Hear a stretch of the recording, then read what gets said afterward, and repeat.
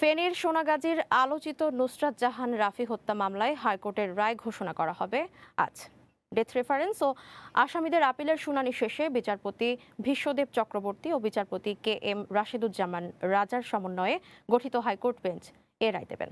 2019 সালের 24 অক্টোবর ফেনীর নারী ও শিশু নির্যাতন দমন ট্রাইব্যুনাল নুসরাত হত্যা মামলায় 16 আসামিকে মৃত্যুদণ্ড দেন। দণ্ডপ্রাপ্তদের মধ্যে মাদ্রাসার তৎকালীন অধ্যক্ষ সিরাজউদ্দৌলা, স্থানীয় আওয়ামী লীগ নেতা রুহুল আমিন সহ শিক্ষক, ছাত্র ও স্থানীয় কয়েকজন ব্যক্তি রয়েছেন। রায়কে কেন্দ্র করে নুসরাতের সোনাগাজীর বাড়িতে নিরাপত্তা জোরদার করা হয়েছে।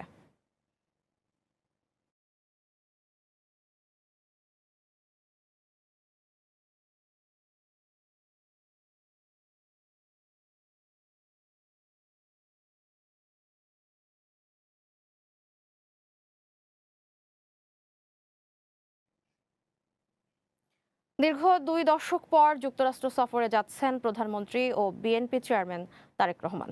আগামী 21 অক্টোবর নিউ ইয়র্কে পৌঁছানোর কথা রয়েছে তার। জাতিসংঘের 81তম সাধারণ পরিষদের অধিবেশনে ভাষণ দেওয়ার পাশাপাশি সাইড লাইন বৈঠক ও বিভিন্ন কর্মসূচিতে অংশ নেবেন সরকার প্রধান। সবকিছু ঠিক থাকলে 8 থেকে 10 দিন যুক্তরাষ্ট্রে থাকবেন প্রধানমন্ত্রী। বিস্তারিত জানাচ্ছেন শিপন হালদার।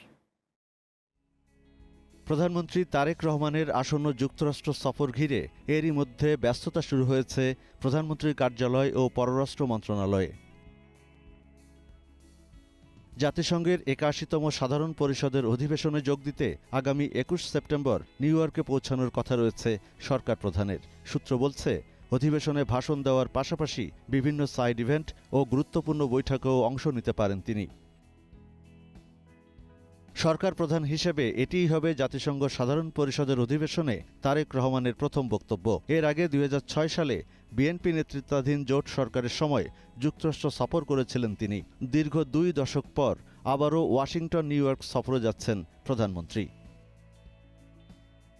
তবে জাতিসংঘ অধিবেশনে যোগ দেওয়ার আগে আপাতত অন্য কোনো দেশ সফরের পরিকল্পনা নেই তার। সবকিছু ঠিক থাকলে সফরটি হতে পারে 8 থেকে 10 দিনের। এবারে জাতিসংঘ সাধারণ পরিষদের আরেকটি গুরুত্বপূর্ণ দিক হল, সাধারণ পরিষদের সভাপতি নির্বাচিত হয়েছেন বাংলাদেশের পররাষ্ট্রমন্ত্রী ডক্টর খলিলুর রহমান। ফলে একই সময়ে জাতিসংঘের সাধারণ পরিষদের সভাপতি হিসেবে বাংলাদেশের পররাষ্ট্রমন্ত্রী এবং সরকার প্রধান হিসেবে প্রধানমন্ত্রী তারেক রহমানের উপস্থিতি বাংলাদেশের কূটনীতির জন্য একটি গুরুত্বপূর্ণ বার্তা বহন করতে পারে, এমনটাই মনে করছেন বিশ্লেষকেরা। প্রধানমন্ত্রীর সফরকে ঘিরে যুক্তরাষ্ট্রে বসবাসরত বাংলাদেশি প্রবাসীদের মধ্যেও তৈরি হয়েছে ব্যাপক আগ্রহ। যুক্তরাষ্ট্র বিএনপির বিভিন্ন অঙ্গ সংগঠন এরই মধ্যে প্রস্তুতি শুরু করেছে। দীর্ঘ 2 দশক পর তারেক রহমানের যুক্তরাষ্ট্র সফর শুধু রাজনৈতিকভাবে নয়, কূটনৈতিকভাবেও গুরুত্বপূর্ণ। জাতিসংঘের সাধারণ পরিষদের মঞ্চে বাংলাদেশের অবস্থান তুলে ধরার পাশাপাশি বিভিন্ন দেশের সরকার ও প্রতিনিধিদের সঙ্গে বৈঠকের সুযোগ তৈরি হবে। এবারে নিউ ইয়র্ক সফরে জাতিসংঘের মঞ্চে প্রধানমন্ত্রীর বক্তব্য এবং আন্তর্জাতিক নেতাদের সঙ্গে সম্ভাব্য বৈঠক বাংলাদেশের পররাষ্ট্রনীতির জন্য নতুন কোনো বার্তা নিয়ে আসে কিনা, সেটিই এখন দেখার বিষয়। Shipon Haldar, green news, Dhaka. এ বিষয়ে বিস্তারিত জানাতে নিউজ রুম থেকে সরাসরি যুক্ত হচ্ছেন গ্রিন টিভির যুগ্ম বার্তা সম্পাদক বিপ্রজিৎ চন্দ্র। বিপ্রজিৎ, 2 বছর পর যুক্তরাষ্ট্র সফরে যাচ্ছেন তারেক রহমান। এই সফরে যুক্তরাষ্ট্রের শুল্ক আরোপ এবং রোহিঙ্গা সংকটের মতো গুরুত্বপূর্ণ ইস্যুগুলোতেও কোনো ইতিবাচক সমাধান আসার সম্ভাবনা রয়েছে কিনা? দেখুন, দীর্ঘ 2 দশক পর যুক্তরাষ্ট্রে সফরে যাচ্ছেন প্রধানমন্ত্রী তারেক রহমান, এবং প্রধানমন্ত্রী হওয়ার পর এটি তার প্রথম সফর এবং প্রথমবারের মতো প্রধানমন্ত্রী হিসেবে জাতিসংঘের নিরাপত্তা পরিষদের যে অধিবেশন, সেই অধিবেশনে তিনি বক্তব্য রাখবেন। এই সফরটি এ কারণেই সবচেয়ে বেশি তাৎপর্যপূর্ণ, কারণ জাতিসংঘের যে 81তম অধিবেশন, সেটির যে সভাপতিত্ব করবেন বাংলাদেশের পররাষ্ট্রমন্ত্রী খলিলুর রহমান, এবং তার অধীনেই কিন্তু তারেক রহমানের এই প্রথম জাতিসংঘের সাধারণ অধিবেশনে যোগদান। সে কারণেই এই সফরটি বিশেষ গুরুত্ব পাচ্ছে। আর প্রধানমন্ত্রী, আমরা এতদূর পর্যন্ত যতটুকু জানতে পেরেছি, তিনি 9 দিনের সফরে যুক্তরাষ্ট্র যাচ্ছেন, এবং ইউএন যে কনফারেন্সটা, সেখানে 4-5 দিনের পর প্রধানমন্ত্রীর সান ফ্রান্সিসকো যাওয়ার কথা রয়েছে। আর সবচেয়ে বেশি গুরুত্বপূর্ণ যে বিষয়টি, যে এই সম্মেলনে আসলে বাংলাদেশ তাদের আন্তর্জাতিক এবং কূটনৈতিক যে অবস্থান, সেটি কিভাবে তুলে ধরবে। অর্থাৎ এখন পর্যন্ত বাংলাদেশের জন্য যে কয়েকটি বার্নিং ইস্যু সেটি হচ্ছে ট্রাম্পের রেসিপ্রোকাল ট্যারিফ। ট্রাম্প বিভিন্ন বাংলাদেশ সহ অনেক দেশের উপরই পাল্টা শুল্ক আরোপ করেছেন। সেই শুল্ক ইস্যুতে এই সফরে ইতিবাচক অগ্রগতি হতে পারে। এছাড়া জলবায়ু পরিবর্তন এবং রোহিঙ্গা সংকটের মতো ইস্যুগুলোতে বাংলাদেশ সরকার তার অবস্থান তুলে ধরতে পারেন। কারণ আপনি জানেন যে সম্প্রতি ৩ লাখ রোহিঙ্গাকে নিজেদের জাতীয়তার বলে স্বীকৃতি দিয়েছে মিয়ানমার, এবং বাকি রোহিঙ্গাদের তারা বাংলাদেশি নাগরিক বলে যে দাবিটা করেছে, সেই দাবির প্রেক্ষিতে বাংলাদেশ সরকারের যে কূটনৈতিক অবস্থান সেটি ব্যাখ্যা করার কিন্তু সুযোগ রয়েছে। কারণ সাইডলাইনে বেশ কিছু বৈঠকে কিন্তু তারেক রহমান অংশ নেবেন, এবং তার যে ভাষণ, সেই ভাষণে বাংলাদেশের বর্তমান যে পররাষ্ট্রনীতি, যে তাদের যে বর্তমান অবস্থান পররাষ্ট্রনীতিতে, সেটি বিশ্বব্যাপী তুলে ধরবার একটি বড় সুযোগ কিন্তু সেখানে রয়েছে। এবং সবচেয়ে বড় কথা যে আমরা এখন পর্যন্ত যে জানতে পেরেছি যে সাইডলাইনে যে বেশ কয়েকটি বৈঠক হবে, সেখানে আমেরিকান যে প্রতিনিধি দল, সেখানে হয়তো দু একটি বৈঠক হতে পারে, এবং সেসব বৈঠকে অভিবাসন ইস্যু এবং যুক্তরাষ্ট্রের যে ভিসা নীতিতে যে কঠোর অবস্থান বাংলাদেশি শিক্ষার্থীদের জন্য করা হয়েছে কিংবা বাংলাদেশ অভিবাসীদের জন্য করা হয়েছে, সেসব জায়গাতে যে কঠোরতাগুলো ট্রাম্প প্রশাসন আরোপ করেছে, সেইখানে কিছু পরিবর্তন আসতে পারে, বা সেইখানে পরিবর্তনের অনুরোধ বাংলাদেশ জানাবে কিনা, সেই বিষয়গুলোও কিন্তু রয়েছে। তো সবকিছু মিলিয়ে প্রধানমন্ত্রীর এই জাতিসংঘ অধিবেশনের যোগদান কিন্তু বিভিন্ন অ্যাসপেক্টে গুরুত্বপূর্ণ ভূমিকা পালন করতে পারে, এবং সেই জায়গা থেকে বাংলাদেশ তার চাহিদার জায়গাগুলোতে কতটুকু নিজেদের শক্ত অবস্থান তুলে ধরতে পারে এবং ডিমান্ড করতে পারে, এবং সেই ডিমান্ডটা কতটা ফুলফিল করে আনতে পারে, সেটি আসলে দেখার বিষয়। অনু, নিউজরুম থেকে এটি ছিল আমার কাছে থাকা সবশেষ তথ্য। বিপ্রজিৎ, আপনাকে ধন্যবাদ। নিউজরুম থেকে শুনছিলাম প্রধানমন্ত্রীর যুক্তরাষ্ট্র সফরকে ঘিরে বিভিন্ন ইস্যুর পর্যবেক্ষণ। যাচ্ছি পরের খবরে। নবায়নযোগ্য জ্বালানি ভিত্তিক বিদ্যুৎ উৎপাদনে নতুন মডেল চালুর উদ্যোগ নিয়েছে সরকার। সৌরবিদ্যুৎ ভিত্তিক বেসরকারি বিদ্যুৎ কেন্দ্র থেকে বিদ্যুৎ বিক্রির ট্যারিফ ইউনিট প্রতি 6 টাকা 48 পয়সা নির্ধারণের সুপারিশ করেছে বাংলাদেশ এনার্জি রেগুলেটরি কমিশন। পাশাপাশি বিতরণ চার্জ ধরা হয়েছে গড়ে 1 টাকা 17 পয়সা। তবে গ্রাহক পর্যায়ে বিদ্যুতের দাম সব মিলিয়ে এই মডেল কতটা প্রতিযোগিতামূলক হবে, এখন সেটাই দেখার বিষয়। বিস্তারিত জানাচ্ছেন কামরুল হাসান। বাংলাদেশের বিদ্যুৎ খাতে নতুন এক ধারণা মার্চেন্ট পাওয়ার প্লান্ট। নবায়নযোগ্য জ্বালানিকে সামনে রেখে বেসরকারি উদ্যোক্তাদের এমন বিদ্যুৎ কেন্দ্র স্থাপনের সুযোগ দেওয়ার উদ্যোগ নেওয়া হয়েছে। এই ব্যবস্থায় বিদ্যুৎ কেন্দ্রের মালিক নিজের পছন্দের গ্রাহকের কাছে সরাসরি বিদ্যুৎ বিক্রি করতে পারবেন। তবে বিদ্যুৎ পৌঁছে দিতে ব্যবহার করতে হবে সরকারি সঞ্চালন ও বিতরণ অবকাঠামো। এর জন্য নির্ধারিত হারে দিতে হবে সঞ্চালন ও বিতরণ চার্জ। সম্প্রতি অনুষ্ঠিত শুনানিতে সৌরবিদ্যুৎ ভিত্তিক বেসরকারি বিদ্যুৎ কেন্দ্রের জন্য ইউনিট প্রতি 6 টাকা 48 পয়সা ট্যারিফের সুপারিশ করেছে কারিগরি মূল্যায়ন কমিটি। আর গড় বিতরণ চার্জ প্রস্তাব করা হয়েছে 1 টাকা 17 পয়সা। তবে সরকারি বিতরণ কোম্পানিগুলো এসব বেসরকারি বিদ্যুৎ কেন্দ্রের উৎপাদিত মোট বিদ্যুতের সর্বোচ্চ 20% কিনতে পারবে।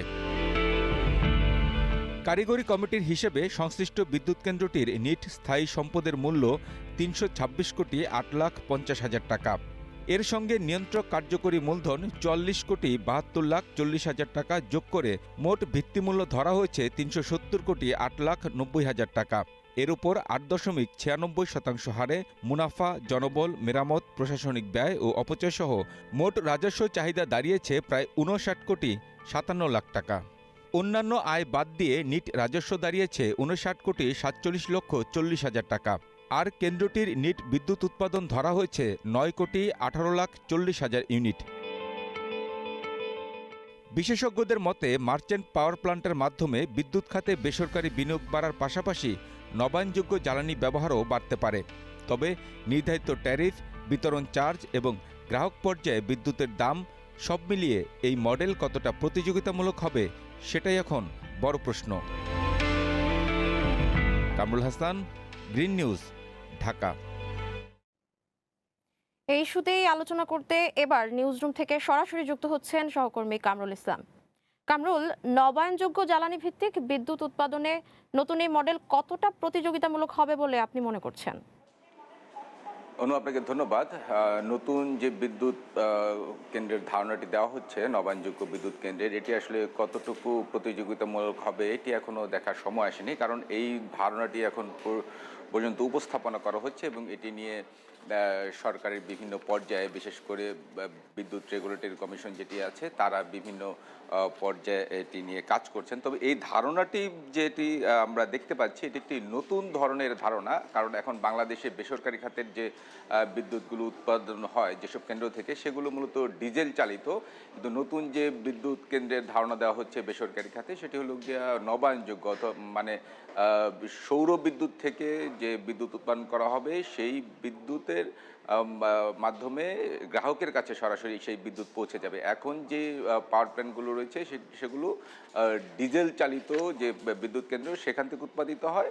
সেই ডিজেল চালিত উৎপাদিত পাওয়ার প্ল্যান্ট থেকে বিদ্যুৎগুলো যায় সরাসরি সরকারি যে বিদ্যুৎ সঞ্চালন লাইন আছে সেখানে, এবং সরকারি যে বিতরণ কোম্পানিগুলো রয়েছে সেই বিতরণ কোম্পানিগুলো কিনে গ্রাহকের কাছে পৌঁছে দেয়। কিন্তু এখন যে ধারণাটি দেওয়া হচ্ছে যে নতুন পাওয়ার প্ল্যান্টে, সেটি হলো গিয়া এই নবায়নযোগ্য জ্বালানির, অর্থাৎ সৌর বিদ্যুৎ, এটি বেসরকারি পর্যায়ে বিদ্যুৎ কেন্দ্রগুলো উৎপাদন করবে। এই উৎপাদিত বিদ্যুৎগুলো সরকারি বিতরণ লাইন দিয়ে, সঞ্চালন লাইন দিয়ে গ্রাহকের কাছে পৌঁছাবে এবং এই গ্রাহক এটি ব্যবহার করতে পারে। এবং যারা বিদ্যুৎ উৎপাদন করবে, যেসব বেসরকারি কোম্পানি, সরাসরি তারা তাদের নিজেদের পছন্দ মতো গ্রাহকদের কাছে এই বিদ্যুৎগুলো বিক্রি করতে পারবে।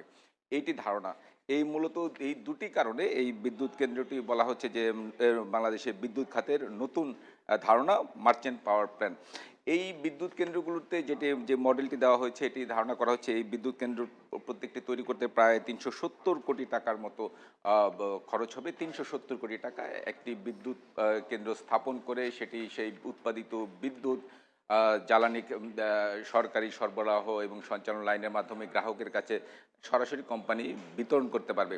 তো এখন যেটি দেখা যাচ্ছে যে এখন যে বিদ্যুৎ উৎপাদন করা হয় ডিজেল থেকে বা গ্যাস ভিত্তিক যে কেন্দ্রগুলো রয়েছে, সেখান থেকে বিদ্যুৎ উৎপাদন করতে যে খরচগুলো হয়, এখন যেহেতু এটি নবায়নযোগ্য বিদ্যুৎ উৎপাদন কেন্দ্র হচ্ছে, অর্থাৎ সৌর বিদ্যুৎ থেকে এই বিদ্যুৎগুলো উৎপাদন করা হবে, তো সেই ক্ষেত্রে দেখা যাচ্ছে যে এই বিদ্যুৎ উৎপাদনের খরচ ডিজেল চালিত যে পাওয়ার প্ল্যান্ট রয়েছে সেই পাওয়ার প্ল্যান্টগুলো থেকে অনেক কম হবে।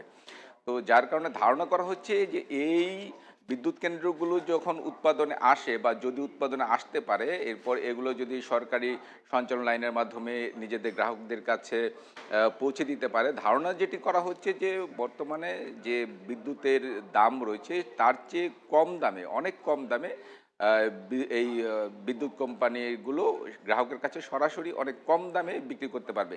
এটি ধারণা করা হচ্ছে যে এই বিদ্যুৎ কেন্দ্রগুলো যদি চালু হয়, বেসরকারি খাতের এই নতুন ধারণার বিদ্যুৎ কেন্দ্রগুলো, তাহলে যারা গ্রাহক রয়েছে, বিদ্যুতের ভোক্তা রয়েছে, তারা অনেক ক্ষেত্রেই অনেক কম মূল্যে বিদ্যুৎ পাবে। এবং আরও যেটি ধারণা করা হচ্ছে যে বাংলাদেশের যে বিদ্যুতের ঘাটতি রয়েছে সেই ঘাটতিও অনেকটাই পূরণ হবে। কামরুল, আপনাকে ধন্যবাদ। নিউজ রুম থেকে যুক্ত হয়েছিলেন কামরুল, জানাচ্ছিলেন বিদ্যুৎ উৎপাদনের নতুন মডেলের ব্যাপারে। যাচ্ছি পরের খবরে। রংপুর জেলা স্কুলের অবসরপ্রাপ্ত শিক্ষক গণপতি চক্রবর্তী, তার স্ত্রী ও 2 সন্তানের শেষকৃত্য সম্পন্ন হয়েছে। রোববার রাতে আনুষ্ঠানিকতা শেষে রংপুর মেডিকেল কলেজ হাসপাতাল থেকে 4টি মরদেহ তাদের কাছে বুঝিয়ে দেওয়া হয়। পরে নগরীর দক্ষিগঞ্জ মহাশ্মশানে দাহ কাজ শেষে চিতায় জল দিয়ে 4 জনের অস্থি নিয়ে যান স্বজনরা। এদিকে রাতে রংপুর মেট্রোপলিটন ম্যাজিস্ট্রেট আদালতে খুনের দায় স্বীকার করে গ্রেপ্তার মুগ্ধ দাস ও সিদ্ধার্থ আদালতে 164 ধারায় স্বীকারোক্তিমূলক জবানবন্দি দিয়েছেন।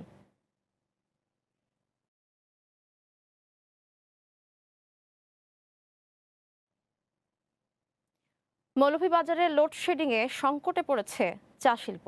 দিনে গড়ে 7 থেকে 8 ঘন্টা বিদ্যুৎ না থাকায় স্বাভাবিক সক্ষমতার চেয়ে প্রায় 40% কমেছে উৎপাদন, বাড়ছে জ্বালানি খরচ, নষ্ট হচ্ছে কাঁচা পাতা। মৌলভীবাজার থেকে পাঠানো প্রতিবেদন জানাচ্ছেন জেরিন জামান। তীব্র লোডশেডিংয়ের মুখে দেশের অন্যতম প্রধান অর্থনৈতিক খাত চা শিল্পে স্থবিরতা নেমে এসেছে মৌলভীবাজারে। জেলার 93টি চা বাগান থেকে দেশের প্রায় 64% চা উৎপাদিত হয়। কিন্তু ভরা মৌসুমে বিদ্যুৎ সংকটের কারণে কারখানাগুলোর উৎপাদন সক্ষমতা কমেছে প্রায় 40%।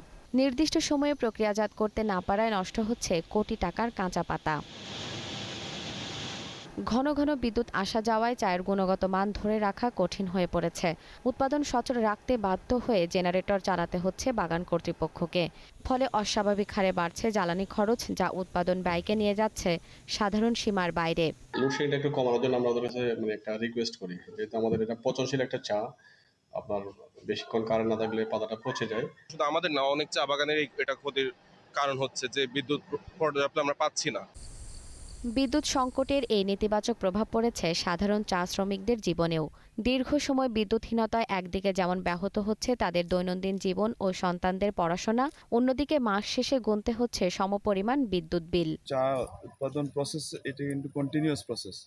এখানে প্রসেসের মাঝখানে যদি কোনো সময় বিদ্যুৎ বিভ্রাট হয় বা কারেন্ট না থাকে, তাহলে কিন্তু এটা ডিরেক্টলি আপনার চার গুণগত মানের মধ্যে আপনার আপনার এফেক্ট আসে। চলতি বছর 10,40,00,000 কেজি চা উৎপাদনের লক্ষ্যমাত্রা অর্জন নিয়েও তৈরি হয়েছে শঙ্কা। ভালো বিদ্যুৎ পাচ্ছে চা বাগানগুলোতে, তারপরেও কিছুটা বিদ্যুতের ঘাটতি থাকায় বা আমরা অনেক সময় আমাদের অনিচ্ছাকৃত কিছু লোডশেডিং করতে হচ্ছে। বিদ্যুৎ সংকট সমাধানে প্রয়োজনীয় সহযোগিতার আশ্বাস দিয়েছে বাংলাদেশ চা বোর্ড। সংশ্লিষ্ট ব্যক্তিবর্গের সাথে প্রয়োজনীয় সমন্বয় সবকিছুর জন্যই বাংলাদেশ চা বোর্ডের কর্মকর্তাগণ সবসময় সহযোগিতা করছেন এবং সহযোগিতা করবেন ভবিষ্যতে ইনশাআল্লাহ। দেশের অন্যতম শীর্ষ এই বৈদেশিক মুদ্রা অর্জনকারী খাতের সুরক্ষায় দ্রুত কার্যকর পদক্ষেপ দেখতে চান সংশ্লিষ্টরা। জেরিন জামান, গ্রিন নিউজ ডেস্ক। নরসিংদীর হাসপাতালগুলোতে দিন দিন বাড়ছে ডেঙ্গু আক্রান্ত রোগীর সংখ্যা। গত 24 ঘন্টায় হাসপাতালে ভর্তি হয়েছেন 15 জন ডেঙ্গু রোগী। সোমবার সকাল পর্যন্ত নরসিংদী সদর হাসপাতাল ও 100 শয্যা বিশিষ্ট জেলা হাসপাতালে ডেঙ্গুতে আক্রান্ত হয়ে 53 জন রোগী ভর্তি আছেন। সিভিল সার্জন কার্যালয় জানায়, চলতি বছরের জানুয়ারি মাস থেকে এখন পর্যন্ত ডেঙ্গুতে আক্রান্ত হয়ে চিকিৎসা নিয়েছেন 522 জন। হাসপাতালের চিকিৎসকরা জানান, আক্রান্তদের আলাদা আইসোলেশনে রেখে প্রয়োজনীয় চিকিৎসা দেওয়া হচ্ছে এবং তাদের অবস্থা পর্যবেক্ষণে রাখা সহ প্রয়োজনীয় পরামর্শ দেওয়া হচ্ছে।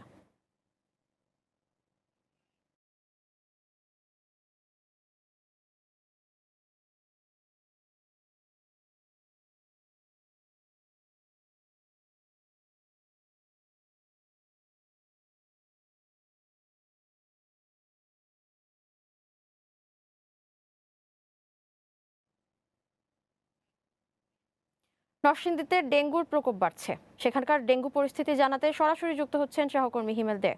হিমেল, নরসিংদীর হাসপাতালগুলোতে ডেঙ্গু আক্রান্ত রোগীর ভিড় কেমন এবং পাশাপাশি চিকিৎসা সেবা নিয়ে কি বলছেন চিকিৎসকরা?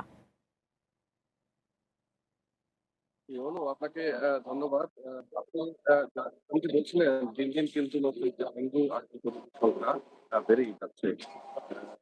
আমি যদি আপনাকে ডেঙ্গু পরিসংখ্যানটা যদি বলি, বর্তমানে নতুন জেলা হাসপাতাল ও সদর হাসপাতাল যেটি রয়েছে সেখানে কিন্তু 53 জন ডেঙ্গু আক্রান্ত রোগী ভর্তি আছেন, যার মধ্যে 15 জন রোগী কিন্তু গত 24 ঘন্টায় এখানে ভর্তি হয়েছেন। এছাড়া বছরের শুরু থেকে এখন পর্যন্ত মোট 522 জন রোগী এই দুটি হাসপাতালে ভর্তি হয়েছেন। তাছাড়া আমাদের নরসিংদীর যেই উপজেলা স্বাস্থ্য কমপ্লেক্স রয়েছে, প্রাইভেট হাসপাতালগুলো রয়েছে, ওইখানে কিন্তু এখনো কোনো ডেঙ্গু রোগী এর কথা আমরা এখনো জানতে পারিনি। আমি এখন দাঁড়িয়ে আছি নরসিংদী 100 শয্যা বিশিষ্ট জেলা হাসপাতাল যেটি রয়েছে, তো এখানকার তত্ত্বাবধায়ক ডাক্তার মিজানুর রহমানের সাথে আমার কথা হয়েছে। তিনি আমাকে যেমনটি জানিয়েছেন যে ডেঙ্গুর প্রকোপ যদিও বাড়তে থাকে, আজকে গত 24 ঘন্টায় 15 জন ভর্তি হয়েছে। আসার কথা হলো গত 24 ঘন্টায় কিন্তু 17 জন এখান থেকে এই দুটি হাসপাতাল থেকে কিন্তু ছাড়াও পেয়েছে। এছাড়াও তিনি যেমনটি জানিয়েছেন, ডেঙ্গুর প্রকোপ রোধ করতে কিন্তু হাসপাতালগুলোতে সব ধরনের ব্যবস্থা কিন্তু স্বাস্থ্য বিভাগ থেকে নেওয়া হয়েছে। এছাড়া বিশেষজ্ঞ যারা রয়েছেন তাদের সাথে কথা বলেছি, তারা যেমনটি বলছিলেন বছরের যে সময়টা আগস্ট, সেপ্টেম্বর, অক্টোবর, এই সময়টাতে কিন্তু ডেঙ্গুর প্রকোপ কিন্তু একটু বেড়ে যায়। এই সময়টাতে আসলে ডেঙ্গু বাহী যে মশাগুলো রয়েছে, এডিস মশা, সেগুলো নিধনের পাশাপাশি এই মশাগুলো যেখানে জন্ম নেয়, বাড়ির ছাদ, ফুলের টব, নির্মাণাধীন ভবন, পরিত্যক্ত ভবনের স্বচ্ছ যে পানিগুলো রয়েছে, সেখানে পানিগুলো জমা থাকলেই কিন্তু এডিস মশার জন্ম নেয়। সেই মশা নিধনের পাশাপাশি সেই স্থানগুলো যদি আমরা পরিষ্কার পরিচ্ছন্ন রাখতে পারি, তাহলে কিন্তু ডেঙ্গুর প্রকোপ থেকে আমরা রক্ষা পেতে পারি। আপনি জানেন এই সময় যে সময়টাতে ডেঙ্গুর প্রকোপ বৃদ্ধি পায় ওই সময়টাতে কিন্তু মশক নির্ভর কার্যক্রম পরিচালনা করা হয়। বিশেষ করে শহরাঞ্চলে যেহেতু ডেঙ্গুর প্রকোপটা একটু বেশি দেখা যায়, সেখানে কিন্তু মশক নিধন কার্যক্রম লক্ষ্য করা যায়। কিন্তু দুঃখের বিষয় হলো নরসিংদী পৌরসভা কর্তৃক কিন্তু এখনো সেরকম কোনো পদক্ষেপ আসলে নিতে কিন্তু আমরা দেখিনি। মূলত মোট কথা হলো আমরা নিজেদের জায়গা থেকে যদি সচেতন থাকতে পারি তবেই আমরা আসলে ডেঙ্গুর প্রকোপ থেকে রক্ষা পেতে পারি। এই ছিল নরসিংদী থেকে ডেঙ্গু নিয়ে সর্বশেষ। অনুপ। ধন্যবাদ হিমেল আপনাকে। একদিকে লোডশেডিং এর অসহনীয় যন্ত্রণা, অন্যদিকে প্রিপেইড মিটারের ভুতুরে বিল, সব মিলিয়ে এরকম দিশেহারা সাভার আশুলিয়ার মানুষ। কিন্তু প্রিপেইড মিটারের এমন অসঙ্গতির বিষয়ে কোনো তথ্য নেই বিদ্যুৎ কর্মকর্তার কাছে। প্রতিনিধি ফরহাদ হোসেনের প্রতিবেদন, জানাচ্ছেন মৌসুমী মৌ। প্রিপেড মিটারে নিয়মিত করা হচ্ছে রিচার্জ, কিন্তু কয়েকদিন না যেতেই ব্যালেন্স শেষ। আবার বিদ্যুৎ ব্যবহারের পরিমাণের সঙ্গে মিটারে টাকা কাটার কোনো মিল নাই, এমন অভিযোগ সাভার আশুলিয়ার বেশ কয়েকজন গ্রাহকের। রাত দিন 24 ঘন্টার মধ্যে কারেন্ট থাকে না, মনে করেন 7 ঘন্টা 6 ঘন্টা, তো বিল তো সমানই আসতেছে, বরং বেশি আসতেছে। এই জিনিসটাও হতাশ। আগেকার যে মিটারগুলা ছিল সেগুলা অনেক ভালো ছিল, এখন যে মিটারগুলা হয়েছে আসলে সেগুলা মানে অতিরিক্ত টাকা ভরা লাগে, অতিরিক্ত বিল আসে, তো এগুলা আসলে আমাদের অনেক সমস্যা হচ্ছে। গ্রাহকদের অভিযোগ, বিদ্যুৎ ব্যবহারের পাশাপাশি বিভিন্ন ধরনের চার্জ ও কর্তনের কারণে দ্রুত কমে যাচ্ছে মিটারের ব্যালেন্স। উল্টা পাল্টা বিলে বেশি আর এই মাসে কিছু না চালাইয়া যখন এত টাকা বিলে চালাইলে এই মাসে আইব কত। বিদ্যুৎ কর্মকর্তা বলেন, জানা মতে এমন কোনো তথ্য নেই যে কোথাও ভুতুরে বিল তৈরি হচ্ছে। আমরা তো রিডিং দেখে বিল করি, আপনার মিটারে রিডিং এর সাথে যদি অফিস থাকে আমি তদন্ত করে ব্যবস্থা নিব। মিটার আছে বাড়িতে, প্রত্যেকের মিটার আছে, আমি তো অনুমান করে বিল করার কোনো সুযোগ নাই। প্রিপেড মিটারের উদ্দেশ্য ছিল বিদ্যুৎ ব্যবহারের স্বচ্ছতা ও গ্রাহকের ভোগান্তি কমানো, কিন্তু এই মিটারই এখন গ্রাহকদের গলার কাটা। মৌসুমী মৌ, গ্রিন নিউজ ডেস্ক। এবার জানবো সাভারের লোডশেডিং পরিস্থিতি। বিস্তারিত জানাতে সাভার থেকে সরাসরি যুক্ত হচ্ছেন সহকর্মী ফরহাদ হোসেন। ফরহাদ, লোডশেডিং ও প্রিপেইড মিটারের ভুতুরে বিল নিয়ে কি বলছেন গ্রাহকরা? এ বিষয়ে বিদ্যুৎ বিভাগ কি বলছে? আপনাকে ধন্যবাদ। আপনি জানেন সারা দেশেই চলছে কিন্তু বিদ্যুতের প্রকট সংকট। তার প্রভাব পড়েছে ঢাকা জেলা উত্তরের সাভার, আশুলিয়া, ধামরাই সহ বিভিন্ন অঞ্চল।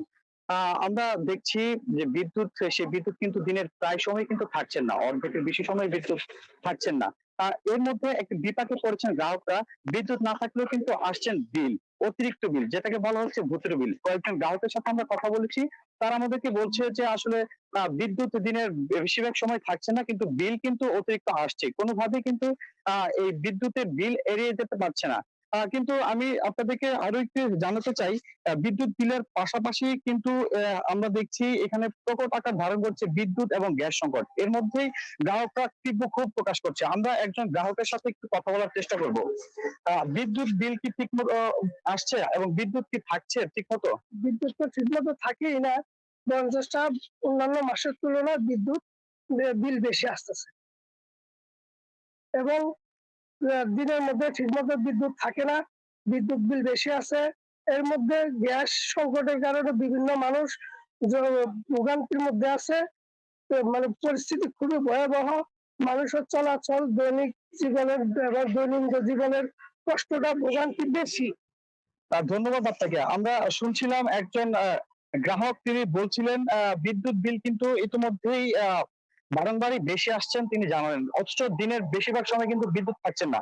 আমি যদি আরো একটু জানাই, বিদ্যুতের পাশাপাশি কিন্তু শিল্পাঞ্চল সাভার আশুলিয়াতে গ্যাসের কিন্তু তীব্র সংকট পড়েছে। আমরা দেখছি শিল্প কারখানাগুলো কিন্তু ইতিমধ্যেই চাপে রয়েছেন, তাদের উৎপাদন বন্ধ হয়ে গেছে, যার ফলে কিন্তু তারা অর্ডার পাচ্ছেন না। তো মোটামুটি বলা চলে সাভার আশুলিয়া সহ শিল্পাঞ্চল যে এলাকাগুলো রয়েছে এই অঞ্চলে বিদ্যুৎ বিল এবং ভুতুরে বিদ্যুৎ বিল, বিদ্যুৎ সংকট, পাশাপাশি গ্যাস সংকট রয়েছে। তো এই ছিল আমার ক্ষেত্রে সর্বশেষ। ফরহাদ, আপনাকে ধন্যবাদ। গত 5 বছর ধরে গোলপাতার ছাপড়া ঘরে চলছে বাগেরহাটের তেলিগাতি সরকারি প্রাথমিক বিদ্যালয়ের পাঠদান কার্যক্রম। শিক্ষকরা বলছেন, জরাজীর্ণ পুরনো ভবনটি অপসারণের পর আর নির্মাণ হয়নি নতুন কোনো ভবন। দ্রুতই নতুন ভবন নির্মাণের আশ্বাস দিয়েছেন জেলা শিক্ষা কর্মকর্তা। বাগেরহাটের প্রতিনিধি মেহেদী হাসানের প্রতিবেদন, জানাচ্ছেন সুরাইয়া অনু। মাথার উপর নেই স্থায়ী ছাদ, শ্রেণীকক্ষ অনিরাপদ। ঝড় বৃষ্টি শুরু হলে বন্ধ হয়ে যায় পাঠদান। এমন পরিবেশেই 5 বছর ধরে চলছে বাগেরহাটের মডেলগঞ্জ উপজেলার তেলিগাতি সরকারি প্রাথমিক বিদ্যালয়ের পাঠদান। 2021 সালে পুরনো ভবনটি অপসারণের পর আর নির্মাণ হয়নি নতুন ভবন। একাধিকবার প্রস্তাব পাঠানো হলেও নতুন ভবনের জন্য মেলেনি বরাদ্দ। ফলে গোলপাতায় ছাউনি বানিয়ে কোনো মতে পাঠদান চালু রাখা হয়েছে। শিক্ষার্থীরা জানায়, সামান্য বৃষ্টি হলেই ছাউনির ফাঁক গলে পানি পড়ে ভিজে যায় বই খাতা। ফ্যান না থাকায় গরমের সময়ও টেকাদায় হয়ে পড়ে। আমাদের বিদ্যালয়ে দেখেন চালের থেকে পানি পড়ে, আমাদের ক্লাস করতে অসুবিধা হয়। আমাদের ভাঙাচোরা গোল পাতার ছাউনি, রাস্তাঘাট খুবই খারাপ। আমাদের একটি ভবন দরকার। এ নিয়ে শিক্ষক ও অভিভাবকরাও হতাশ। আমাদের বিদ্যালয়ের জন্য আমরা ঊর্ধ্বতন কর্তৃপক্ষের কাছে বহুবার আবেদন করছি, কোনো সুফল এখন পর্যন্ত পাইনি। আমরা ঊর্ধ্বতন কর্তৃপক্ষের কাছে আকুল আবেদন, 190 নং স্কুলের কোমলমতি শিক্ষার্থীদের কথা চিন্তা করে হলেও এখানে একটা ভবন দ্রুত দেওয়ার ব্যবস্থা করবেন। এই জায়গায় আমরা একটা স্কুল ভবন চাই, যে ছাত্রছাত্রীও সুন্দরভাবে পড়াশোনা করুক, স্যাররাও থাকুক। মানসম্মত শিক্ষা নিশ্চিতে নতুন ভবন নির্মাণে ব্যবস্থা নেওয়ার আশ্বাস দিয়েছেন জেলা প্রাথমিক শিক্ষা কর্মকর্তা। তেলিগাতি প্রাইমারি স্কুল, যেটা মডেলগঞ্জ উপজেলায়, আমরা এই বিদ্যালয়ের নামের তালিকা, ঝুঁকিপূর্ণ নামের তালিকায় এই স্কুলের নাম আমরা অধিদপ্তরে পাঠিয়েছি। আশা করছি যে আমাদের অতি দ্রুত এই বিষয়ে একটি ব্যবস্থা ঊর্ধ্বতন কর্তৃপক্ষ নেবেন। 1989 সালে প্রতিষ্ঠিত তেলিগাতি সরকারি প্রাথমিক বিদ্যালয়ে পড়াশোনা করছে শতাধিক শিক্ষার্থী। ভবনের পাশাপাশি তাদের পাঠদানে শিক্ষক সংকটও রয়েছে। সুরাইয়া অনু, গ্রিন নিউজ ডেস্ক। এবার জানাবো বিভিন্ন জাতীয় দৈনিকের প্রধান প্রধান খবর। নিউজরুম থেকে আমাদের সাথে যুক্ত হচ্ছেন গ্রিন টিভির যুগ্ম বার্তা সম্পাদক মোহাম্মদ ওয়ালিউল্লাহ।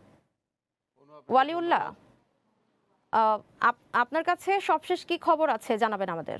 জি অনু, ধন্যবাদ আপনাকে। নিউজরুম থেকে আপনার সাথে আমি যুক্ত হচ্ছি আজকের দৈনিক পত্রিকার অনলাইন শিরোনামগুলোর প্রধান প্রধান কী শিরোনাম রয়েছে সেগুলো নিয়ে। আমি শুরুতেই প্রথম আলোর শিরোনাম পড়ছি। ফেনীর নুসরাত হত্যা মামলায় আসামিদের ডেথ রেফারেন্স ও আপিলের রায় আজ, বাড়িতে নিরাপত্তা। রংপুরে এক পরিবারের 4 জনকে হত্যা, খুনের কারণ নিয়ে প্রশ্ন সন্দেহ। কালের কণ্ঠ পত্রিকার শিরোনাম দেখব, অন্তর্বর্তীর রোশানলে 7,000 কোটির শিল্প। অত্যাবশ্যকীয় 117 ওষুধের 57টির সরবরাহ বন্ধ। জনশক্তি রপ্তানি কমেছে 39%। রয়েছে যুগান্তর, আইনের ব্যত্যয় প্রাধান্য দলীয় বিবেচনা, ডিসি নিয়োগে তেলেসমাতি। আলোচিত নুসরাত হত্যা মামলার আপিলের রায় আজ। বাংলাদেশ সংবাদ সংস্থার শিরোনাম দেখব, সততা ও মেধার ভিত্তিতে পদোন্নতির নির্দেশ প্রধানমন্ত্রীর।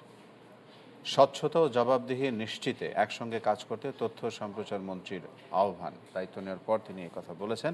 পররাষ্ট্র মন্ত্রণালয়ে হুমায়ুন ও শামার দায়িত্ব বন্টন, কে কোন বিষয় নিয়ে কোন দিকে কাজ করবে সেগুলো, যেহেতু 2 জন প্রতিমন্ত্রী একই মন্ত্রণালয়ে আছেন। বাংলা ট্রিবিউনের শিরোনাম দেখব, শিরোনাম করেছে, প্রধান শিক্ষক ছাড়াই চলছে এক জেলার 589 সরকারি প্রাথমিক বিদ্যালয়। এটি একটি ভিন্ন রকম খবর যে একটি জেলার 589টি সরকারি প্রাথমিক বিদ্যালয়ে প্রধানমন্ত্রীর পদটি শূন্য রয়েছে। নুসরাত হত্যায় হাইকোর্টের রায় আজ, গ্রামের বাড়িতে বাড়তি নিরাপত্তা। রংপুরে 4 খুন, স্বীকারোক্তিমূলক জবানবন্দি দিল 2 আসামি। বিডি নিউজের শিরোনাম দেখব, গিনিতে ল্যান্ডফিলে আবর্জনার স্তূপ ধসে নিহত 30, খুবই দুঃখজনক ব্যাপার। রাতে ঘুমিয়েছিল সবাই, এর মধ্যে হঠাৎ করে টনকে টন আবর্জনার স্তূপ তাদের উপর পড়ে এবং সেখানে ঘটনাস্থলে 30 জন প্রাণ হারান এবং আহত হয়েছে অনেকেই, এবং আহতের সংখ্যা আরও বাড়তে পারে বলে আমরা জানতে পেরেছি।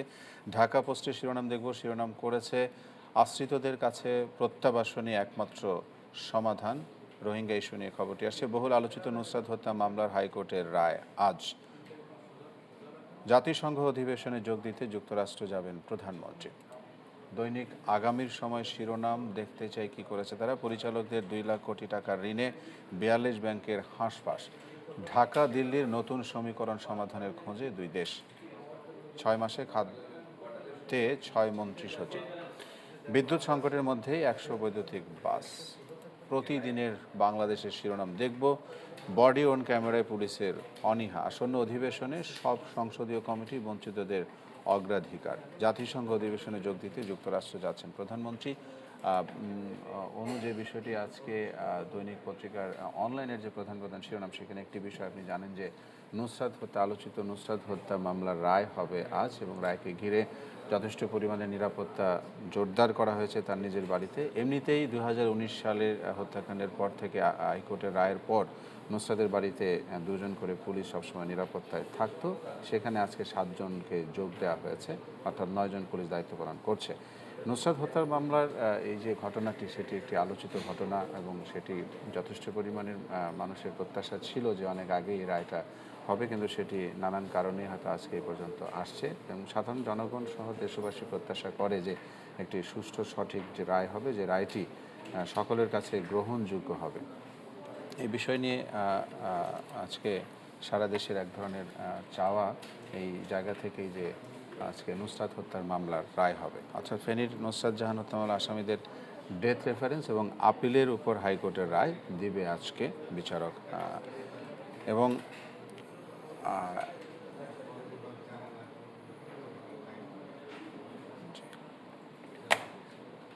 হ্যাঁ, আমরা আরও শিরোনাম দেখব এবং আমরা যেটি বলছিলাম যে নুসরাত হত্যা মামলার রায়, সাধারণ জনগণ সেটি প্রত্যাশা করে যেন এমন একটি রায় হবে যে এই রায়টি সবার কাছে গ্রহণযোগ্যতা পাবে এবং নুসরাতের পরিবারও সেটিকে সন্তুষ্ট মনে করবে, সেই রায়টি আমরা প্রত্যাশা করি।